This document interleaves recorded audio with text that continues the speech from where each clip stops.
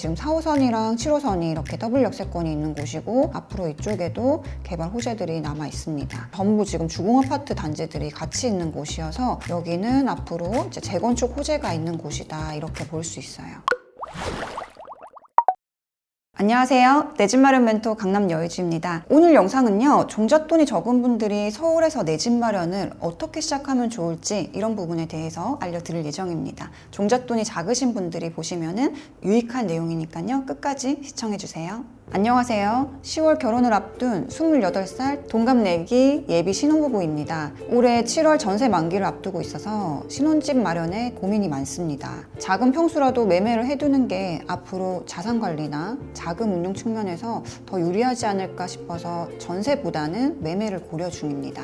디딤돌 대출을 활용해서 매매를 계획하고 있고 현재 보유 자금은 1억 원입니다. 고민 중인 매물이 두 군데 있는데요. 노원구 상계주공 아파트는 금매 가격이 3억 6천에서 3억 9천 나오고 있고요. 입지가 교통이나 학군이나 상권이 모두 우수하다고 판단하고 있습니다. 태계원에 있는 강남 아파트는 평수가 상계주공보다는 조금 더 넓게 갈 수 있어서 쾌적하고 생활비도 조금 더 저렴할 것 같습니다. 출퇴근 거리는 두 지역 모두 비슷하고요. 두 집 모두 10년 이상 실거주를 고려하고 있습니다. 또 재건축이 가능하다면 그것도 염두에 두고 있습니다. 결론적으로 입지와 미래 가치, 실거주 환경을 본다면 서울 노원구가 좋을지 또는 남양주로 가는 게 나을지 의견을 듣고 싶습니다. 네, 이렇게 사연을 보내왔습니다. 사연자님이 고르신 아파트를 보니까요, 한 4억 원 이내에서 매수할 수 있는 두 아파트를 골라오셨습니다. 네, 우선 노원구부터 한번 보겠습니다. 노원구는 강북 위쪽에 서울 맨 위쪽에 있고요. 노원구 전체가 석계역이랑 태릉 입구역 있는 곳부터 이 위쪽으로가 전부 다 노원구입니다. 그리고 상계동은 노원구 중에서도 위쪽에 있는 곳이 상계동이에요. 사연자님이 지금 고르신 아파트가 상계주공 9단지를 고르셨고요. 9단지는 지하철 7호선 마들역 아래쪽에 있는 단지입니다. 그래서 여기에 9단지, 10단지, 11단지, 12단지 이렇게 모여 있는 곳이에요. 노원역이 지금 4호선이랑 7호선이 이렇게 더블 역세권이 있는 곳이고 여기가 창동 차량 기지인데요. 앞으로 이쪽에도 개발 호재들이 남아 있습니다. 그리고 노원구 같은 경우는 전부 지금 주공아파트 단지들이 같이 있는 곳이어서 여기는 앞으로 이제 재건축 호재가 있는 곳이다 이렇게 볼 수 있어요.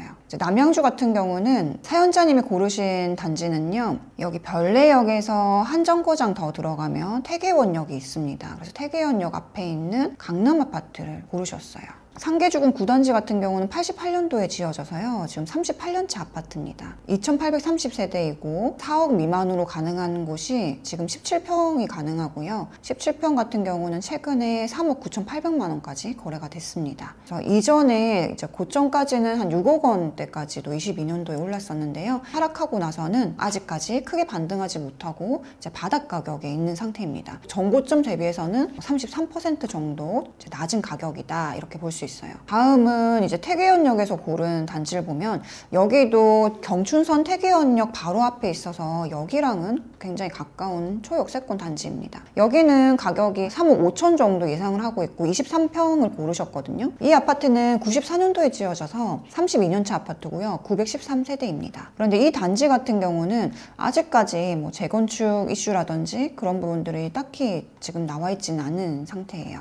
여기도 전고점은 4억 원대까지 갔었고요. 현재 한 27% 마이너스 상태로 나오고 있습니다. 자, 그럼 교통 먼저 한번 보겠습니다. 교통 같은 경우는 지금 경춘선이 있는 상태인데요. 약간 갈아타기 형식으로 좀 이용을 할 수가 있는데 이제 경춘선이 있는 라인들은 지하철이 있더라도 일반 지하철보다는 좀 메리트가 좀 떨어지는 그런 곳입니다. 왜냐하면 경춘선 같은 경우는 일반 지하철처럼 자주 오지 않고요. 조금 띄엄띄엄 있다 보니까 의외로 이 거주하시는 분들이 경춘선보다는 버스를 이용하시는 분들도 꽤 많이 있습니다. 그래서 메리트가 일반 4호선보다 또는 7호선보다 지금 메리트가 좀 떨어진다 이렇게 좀 볼 수 있을 것 같아요. 또 이제 태계원 같은 경우는 초등학교, 중학교가 있기는 한데요. 이제 고등학교라든지 학원가라든지 이런 거 이용할 때는 또 이렇게 노원구 쪽으로 나올 수밖에 없는 경우도 있습니다. 초등학교, 중학교, 고등학교가 다 근처에 위치해 있고요. 노원구 하면은 또 은행사거리 이제 학원가도 굉장히 잘 되어 있죠. 그래서 학원가도 이용하기에도 편리한 곳입니다. 지금은 신혼부부이시기 때문에 두 분이서 또 거주를 하지만 향후에 들어오실 들어오시는 분들이 조금 더 편리한 입지, 또 학원가라든지 상권이라든지 학군 이런 것까지 보고 들어오시기 때문에 두 개 중에서 황금성은 상계동에 있는 곳이 더 좀 낫다 이렇게 볼 수가 있겠습니다. 다만 하나 좀 말씀드리고 싶은 거는 두 개 중에서 고르라고 하면 상계주공이 조금 더 낫다라고 보는데요. 디딤돌 대출로 집을 마련하고 싶다고 하셔서 그러면 보유한 자금보다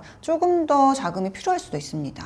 왜냐하면요, 디딤돌 대출 같은 경우는 매매가 5억 원 이하, 신혼인 경우에는 6억 원 이하 아파트 가능하고요. 세대원 전원이 무주택이어야 되고 부부 합산 연소득은 6천만 원 이하여야 됩니다. 생애 최초나 신혼부부 같은 경우는 합산 소득이 8,500만 원 이하이면 돼요. 그런데 LTV 70%로 정해져 있습니다. 그래서 KB 시세 대비해서 70%밖에 못 받으면은요, KB 시세가 3억 9천이라고 가정한다고 하더라도 70% 대출이 나온다 이러면 2억 7,300만 원이 대출이 나오게 됩니다. 그러면 2억 7,300만 원 제외한 1억 1,700만 원이 필요하거든요. 그러면 지금 1억 원밖에 보유하고 있지 않기 때문에 추가적으로 자금이 더 필요한 상황입니다. 그래서 디딤돌 대출이 금리가 조금 더 저렴하고 한 부분은 있지만 어차피 3억 9천만 원대로 간다고 하면 자금이 조금 더 모자라서 더 필요하다 이런 부분도 한번 고려를 해보시면 좋을 것 같아요. 저는 오히려요 3억 9천짜리만 보기보다는 또는 3억 9천이어서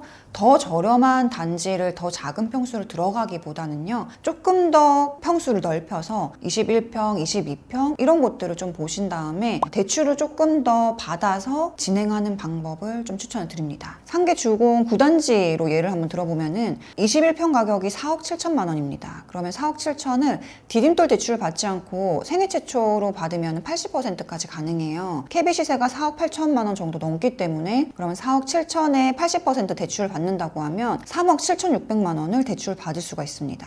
우리 4억 7천에서 3억 7,600을 제외하면 보유자금 1억 원 이내로 매수할 수가 있는 거죠. 게다가 지금 대출이자가 디딤돌 대출도 소득에 따라 차등이 있기 때문에 3% 초반에서 3.5%까지도 나오긴 하는데요. 생애 최초 일반 대출을 받아도 금리가 너무 높지 않게 또 저렴하게도 가능하기도 합니다. 그래서 요즘에 3.7%, 3.8%도 가능하기 때문에 뭐 30년 만기로 3.8%를 받는다라고 하면은 월 175만 원 정도 이자를 상환하면 됩니다. 또 디딤돌 대출로 작은 평수를 들어가는 것보다는 21평, 22평을 들어가는 게 조금 더 오를 가능성이 높기 때문에 이 방법을 저는 더 추천을 드립니다. 네, 조금 정리를 해보면은요, 사연자님이 디딤돌 대출을 받기 위해서 디딤돌 대출 가능한 자금에 맞춰서 지금 아파트를 찾으셨는데 디딤돌 대출이 한도 부분에 문제가 있다고 하면 일반 대출까지 한번 넓혀서 같이 비교를 해보시고요. 디딤돌 대출로 금리를 조금 할인 받는 것보다는 17평보다는 21평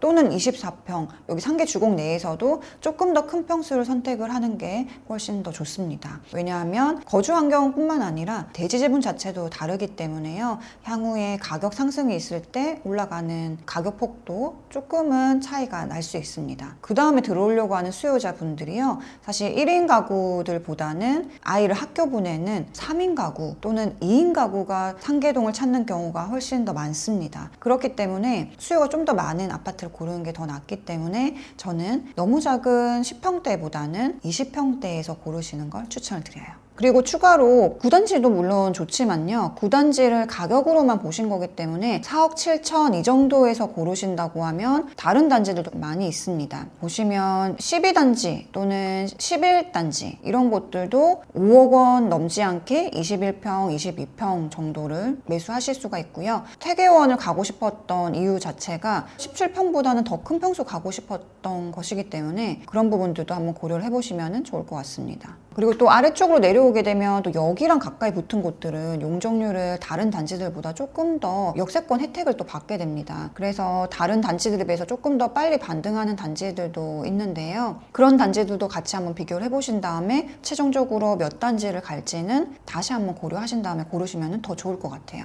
그리고 또 상계 주공도 굉장히 많은데요. 또 아래쪽으로 내려오게 되면 뭐 중계 그린이나 무지개, 더 아래쪽으로 내려오면 하계역 인근에도 지금 사연자님이 생각하는 5억 원 5억 원 이하의 아파트들이 또 꽤 많이 있습니다. 그래서 이런 부분들도 한번 보시고요. 또 하계역 같은 경우는 지금 동북선이 예정되어 있어서 동북선 호재도 또 같이 받을 수 있는 곳입니다. 그래서 여기 일대 자체가 지금 비교할 수 있는 단지가 딱 9단지만 있는 게 아니라 다른 곳도 다 볼 수가 있으니까요. 이런 부분들 참고하셔서 이제 선택지를 조금 더 비교군을 넓혀가지고 보신 다음에 그 중에서 내가 더 가치 있고 편리하게 살 수 있겠다 하는 단지를 선택을 하시면 더 좋을 것 같습니다. 네, 오늘은 1억 원을 보유한 분이 이제 전세에서 매매로 갈 때 갈 수 있는 단지들 골라봤습니다. 4억 원대, 5억 원대 사시는 분들이 우리가 10억 원대라든지 그런 단지들보다는 빠르게 상승을 하거나 많은 수익을 내기에는 좀 아쉬울 수 있습니다. 하지만 노원구는 노후된 아파트들이 많아서 또 재건축 이슈가 있거든요. 그래서 지금 바닥 가격에서 좀 거주 목적으로 하시다가 올랐을 때 갈아타기 한다. 이렇게 계획을 가지고 접근하면은 충분히 나쁘지 않을 거라고 봅니다. 그래서 지금은 실거주를 분리해가지고 투자하기에도 조금 애매하다고 판단하실 것 같은데요. 마련하셔서 거주하시다가 자금을 뭉쳤을 때 그때 한 번 더 또 실거주 분리해서 투자도 가능하시거든요. 그렇게 접근해서 계획을 하시면은 더 좋지 않을까 싶습니다. 그래서 여러분도 이 정도 자금이 있으신 분들은 노원구에서 한번 고려를 해보시면 되겠습니다. 네, 오늘 영상은 여기서 마치고요. 또 다음 시간에 뵙도록 하겠습니다. 이상 강남여의주였습니다.